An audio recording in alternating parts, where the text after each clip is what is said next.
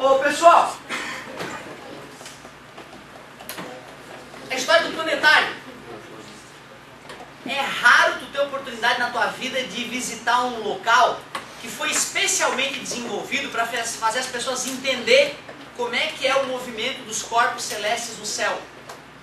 Por que tu geralmente não tá nem aí para ir? Porque tu nunca viu o céu, cara, direito. Tu vive numa cidade cheia de luz. E cidades cheias de luz são uma bosta para ver o céu. Geralmente tu vê o céu estrelado bonito quando tu vai na praia, né? Ou se tu mora numa praia, numa região onde a praia não tem, né, muita iluminação, porque se tu vai numa região que a praia é toda iluminada, tu já olha, é uma bosta o céu, certo? E outra, o céu é muito menos atraente que antigamente, porque antigamente a noite era completamente escura, então sempre que não tinha nuvens, o céu era acachapante, todo mundo ficava, que coisa linda, o que é isso? E a galera que não tinha o que fazer, não tinha MSN até para trás, ficava lá, que merda é essa? Que luzinha será essa? E surgiu tudo quanto é explicação, né? Inicialmente a galera achava que eram os olhos dos deuses olhando a Terra. Cada buraquinho daquele era um olhinho de um deus observando os humanos fazendo cacaca aqui na Terra. E outras explicações foram surgindo. Para quem não sabe, há mais de 2000 anos atrás, há muito mais de 2000 anos atrás, sujeitos já perceberam, ih, tem uma luzinha lá se mexendo. Aquela é diferente. Outra se mexendo.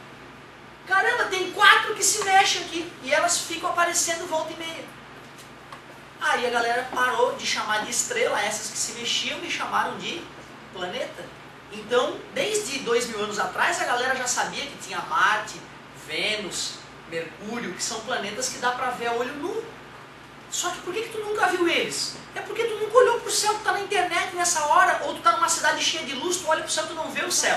Antigamente não, toda criança novinha já manjava um pouco de céu, porque ela olhava para o céu toda noite, e ela formava figuras no céu, as, né, constelações, as que dá os signos, né, aquela babaquice do signo e tal. Não me perdoa, né, eu tenho que ser científico, tá? Eu tenho que ser científico, tá? Infelizmente. Então a viagem do signo e tal, né, que alguns acreditam que interfere na psique da pessoa, né, embora já existam pesquisas demonstrando claramente que é tudo delírio. Certo? Delírio. Mas tem gente que gosta, tu pode curtir isso na tua vida, pode curtir. Só não comenta com teu empregador, não comenta com teu chefe, não comenta com as pessoas mais inteligentes à tua volta, porque senão elas vão ficar com um pouco de preconceito. E o cara acredita em horóscopo. Tá entendendo? É mais ou menos como não entender que o homem foi à lua, certo? Então é uma coisa delicada isso, tá bom, gente? Se tu deixar de ir no planetário, tu vai perder uma visita onde o cara vai mostrar o céu em volta de ti e vai te mostrar como ele se mexe. Tem equipamentos lá que mostram como é que o céu muda de noite para noite ao longo do ano. Porque ele muda, as estrelas estão em constante movimento. Só que é um movimento tão vagaroso que tu não consegue perceber a olho nu. Então é mágico ir lá. Outra, quando eu fui lá eu não tinha uma base mínima, eu não sabia porcaria nenhuma do movimento dos planetas. Então eu fui boiando e perdi a visita.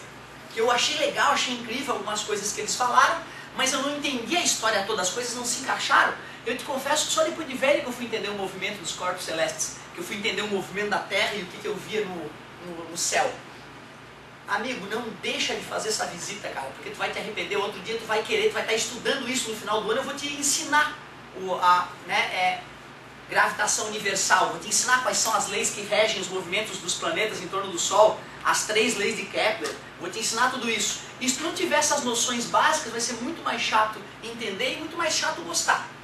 De qualquer maneira, uma palhinha para vocês, né? Lembra que a gente está falando de trajetória recentemente? Trajetórias são todos os pontos assumidos pelo corpo, né, ao longo do seu movimento. E a gente viu que quando o homem começou a desenhar a trajetória dos planetas no céu, ele considerava o que como centro? A Terra, né? Cláudio Ptolomeu, século I mais ou menos, né? Cláudio Ptolomeu. A Terra é o centro, o Sol gira em volta da Terra, círculo, ele dizia, a Lua gira em volta da Terra, ele sabia, né, quanto tempo demorava, tudo bonitinho já. E para entender o movimento de Mercúrio, Marte e Vênus em torno da Terra, ele imaginava um ponto rodopiando em volta da Terra e o planeta rodopiando em volta desse ponto. É por isso que o movimento ficava absolutamente maluco. Olha que piração o movimento de um planeta em torno da Terra, então, há 2000 anos atrás. E o cara fazia cálculo, lembra, né? Ele falava quando ia dar eclipse, funcionava. Ele falava, olha, amanhã à tarde, no finalzinho da tarde, Marte vai aparecer vermelhinho. E aparecia. Né? O cara era um bruxo, imagina, ele previu o futuro, cara, 2000 anos atrás. Tem pacto com Satã, certamente. Bom, só que aí depois matemáticos evoluíram e descobriram, pô, mas pera aí, né? O Copérnico falou, isso aí é uma loucura, eu vou botar o Sol no centro. Quando o Copérnico disse isso e botou o Sol no centro, todos os planetas giravam em círculo em torno do Sol. Ficou muito mais prático fazer conta e entender as coisas. Embora a maioria das pessoas, e até hoje isso existe, pessoas que não acreditam que a Terra esteja se deslocando a 100 mil km por hora. Tem pessoas que não têm condição de entender que essa bola de terra agora está vagando pelo vácuo do espaço a 100 mil km por hora. E tu jura que ela está parada. Jura. Porque boa parte das pessoas não teve nem a capacidade de compreender o que é a inércia. O que é a tendência de continuar em movimento quando está em movimento. É a inércia que causa a falsa sensação de estarmos parados agora. Certo? Só que o Copérnico ainda errou, bicho. O Copérnico estava errado. O Copérnico falava assim, ó. 5 da tarde, Marte vai aparecer no céu. E o Marte só aparecia às 6:30 da tarde. Ele ficava puto. Que merda, esse planeta atrasou. Essa bosta, o que está acontecendo? Só mais uns 100 anos depois, um cara chamado Johannes Kepler é que matou a charada. Ele pegou 10 anos de anotação de um outro sujeito, um maluco chamado Tycho Brahe.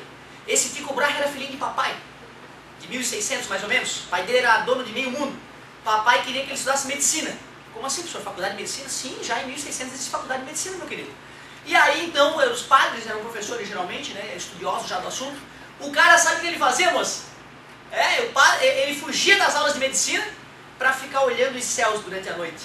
E como ele tinha recursos, ele mandou fazer os maiores astrolábios do mundo. Alguém lembra o que é um astrolábio? É tipo um transferidor junto com um compasso. Tu pega lá, o compasso abre ele até uma estrela e aí depois tu vê o ângulo a 30 graus. Tu pega depois uma marca, né, no teu prédio lá e abre até onde a estrela está e anota a 20 graus. Então aquela estrela está a 20 graus assim e 30 graus assado. Certo? Quando aí o cara pode achar a estrela outro dia no céu também, né? Com esses dados, concorda comigo? O Tycho Brahe, piradão, passou mais de 10 anos da vida dele anotando a posição de todo maldito ponto brilhante no céu que ele podia ver. A mão, usando o astrolábio. E ele não conseguia entender o que ele tinha ali na mão. Era muito complexo para ele. Ele olhava os planetas, sabia que tanto Ptolomeu quanto Copérnico estavam errados, mas ele não conseguia desvendar o mistério do movimento dos planetas. E aí ele contratou um cara para ajudar ele, que era justamente Johannes Kepler. Só que ele logo percebeu que Johannes Kepler era um gênio. Ele não queria mostrar para o Johannes Kepler os dados que ele tinha colhido, com medo que o Johannes Kepler adivinhasse o que estava acontecendo sem ele perceber. E aí ele manteve aquilo escondido do cara, do castelo dele. O cara era rei já, né, meu? Ele tinha até bobo da corte, esse Tycho Brahe, que comia restos de comida embaixo da mesa nos banquetes fenomenais que ele dava. Num desses banquetes, tomou todas, comeu, tomou, e o rei jamais pode se levantar antes de algum súdito se levantar. O rei não pode se levantar. Depois que alguém se levantou, o rei não pode se levantar, mas antes disso não. E ninguém se levantava, bicho. O cara começou a ficar com a bexiga cheia e louco para ir no banheiro, e ninguém se levantava. Quando alguém se levantou, ele tentou ir no banheiro, teve uma infecção urinária. A uretra dele ficou interrompida. Ele percebeu que ia morrer. Naquela noite ele chamou o Johannes Kepler e falou onde é que estavam escondidos os dados de 10 anos de anotações da vida dele. E falou: Johannes, descobre esse mistério, porque eu não quero ter morrido em vão. O Kepler ficou meses e meses estudando os dados e descobriu as 3 leis que até hoje nós usamos para entender o movimento dos corpos celestes.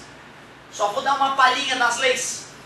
Primeira lei de Kepler, chamada também de lei das órbitas. Os planetas orbitam o Sol em uma trajetória elíptica.